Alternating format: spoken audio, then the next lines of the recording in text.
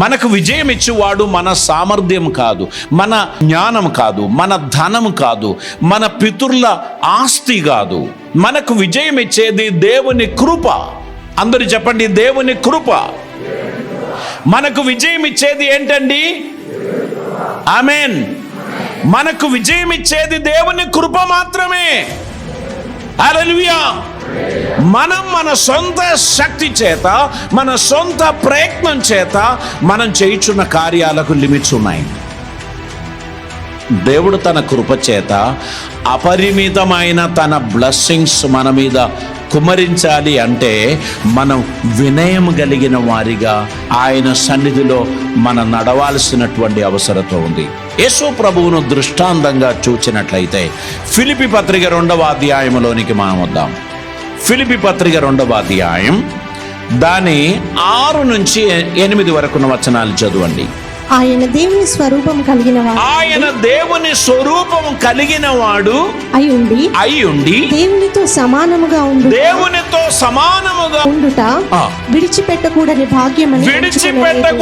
భాగ్యమని ఎంచుకొనలేదు గాని మనుషుల పోలికగా పుట్టి దాసుని స్వరూపమును ధరించుకొని తన్ను తానే రిక్తునిగా చేసుకొనెను. మరియు ఆయన ఆకారమందు మనుషుడుగా కనబడి మరణము పొందినంతగా అనగా శిలువ మరణం పొందినంతగా విధేయత చూపిన వాడై తన్ను తాను తగ్గించుకొనెను. దేవునికి స్తోత్రం. హల్లెలూయా. యేసుక్రీస్తు దేవునితో సమానమైన స్థానం కలిగి ఉండి కూడా అది విడిచిపెట్టకూడని భాగ్యమని ఎంచుకోలేదు. ఆయన వాటిని వదిలిపెట్టాడు. వేషములో మనుషునిగా పుట్టాడు. ఆయన శిలువ మరణం వరకు తన్ను తానుగా రిక్తినిగా చేశాడు. శిలువ మరణం ఆ కాలంలో శాపగ్రస్తులకు ఇచ్చేటువంటి మరణం, నీచులకు ఇచ్చేటువంటి మరణం. అటువంటి నీచ మరణం పొందడానికి పావనుడైన, పరిశుద్ధుడైన, సృష్టిలో 2వ వాడైన ప్రభు ఆ స్థితి పొందాల్సిన అవసరం లేదు. కానీ నీచులైన మనలని నీతిమంతులుగా చేయటానికి మన నిమిత్తమై ఆయన శ్రమను అనుభవించాడు. మన నిమిత్తమై ఆయన పాపముగా చేయబడెను. మన నిమిత్తమై ఆయన శిక్షను వహించాడు. మన కోసం ప్రభు గొప్ప త్యాగాన్ని చేశాడు.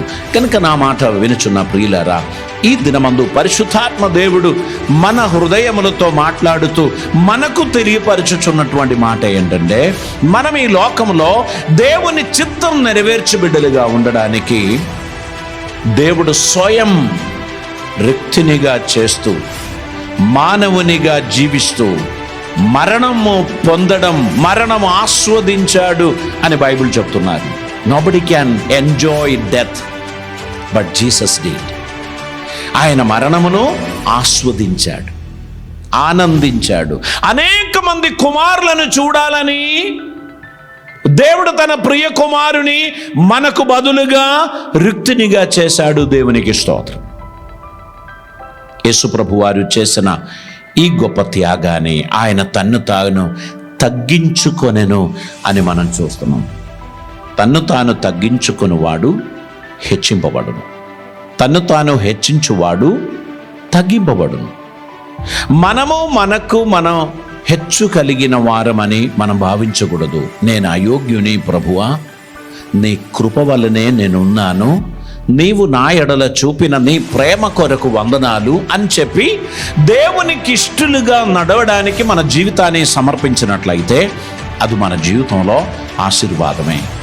మనము ఆ ధన్యత పొందుకోవడానికి మనలని సంపూర్తిగా ప్రభు సన్నిధిలో మనం సమర్పించాల్సినటువంటి అవసరత ఉంది.